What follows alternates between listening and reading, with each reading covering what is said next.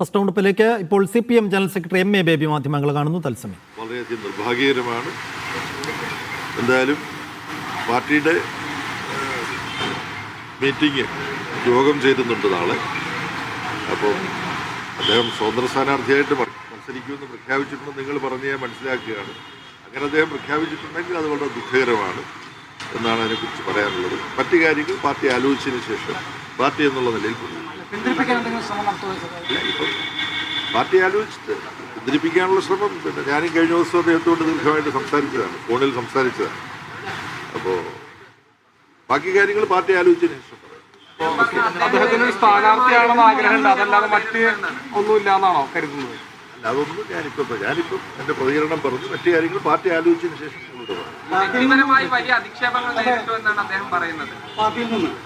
Party അദ്ദേഹത്തെ ഒരിക്കലും അധിക്ഷേപിക്കുകയില്ല. പാർട്ടിയുടെ ഒരു സ്വത്താണല്ലോ, പാർട്ടിയുടെ ഭാഗമാണല്ലോ.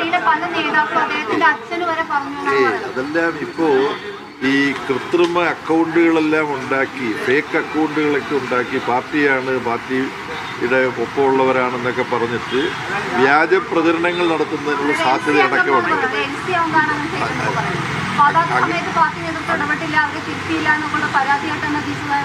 എന്തായാലും അത്തരം മറ്റു കാര്യങ്ങളെക്കുറിച്ച് ഞാനിപ്പോൾ പ്രതികരിക്കുന്നില്ല. ഇപ്പം ഇത്രയാണ് പ്രതികരിക്കുന്നത്. മുതിർന്ന നേതാക്കളുടെ പേരെടുത്ത് പറയുന്നത് ഇളമരം കരീം, അതേപോലെ തന്നെ സജി ചെറിയാനുള്ള ആളുകളുടെ പേരെടുത്ത് പറഞ്ഞാണ് വിമർശിക്കുന്നത്. ഈ ഇളമരം കരീമിന്റെ റിപ്പോർട്ട് അത് ആ രീതി തന്റെ അഭിപ്രായം പോലും, തന്റെ ഒരു പ്രതികരണം പോലും ഇല്ലാത്ത ഒരു റിപ്പോർട്ടാണ് അതിൽ വന്നത് തനിക്കെതിരായിട്ടെന്നാണ് അമ്പലപ്പുഴയിൽ.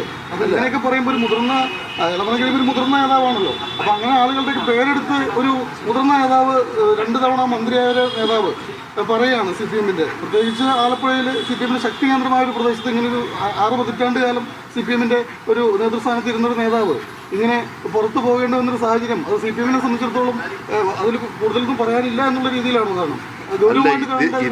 ഇതിൽ അദ്ദേഹം ഇങ്ങനെ നിങ്ങൾ പറഞ്ഞ് സ്വതന്ത്ര സ്ഥാനാർത്ഥിയായിട്ട് അദ്ദേഹം മത്സരിക്കാൻ വേണ്ടി തീരുമാനിച്ചത് അദ്ദേഹം പ്രഖ്യാപിച്ചു എന്ന് നിങ്ങൾ പറഞ്ഞു.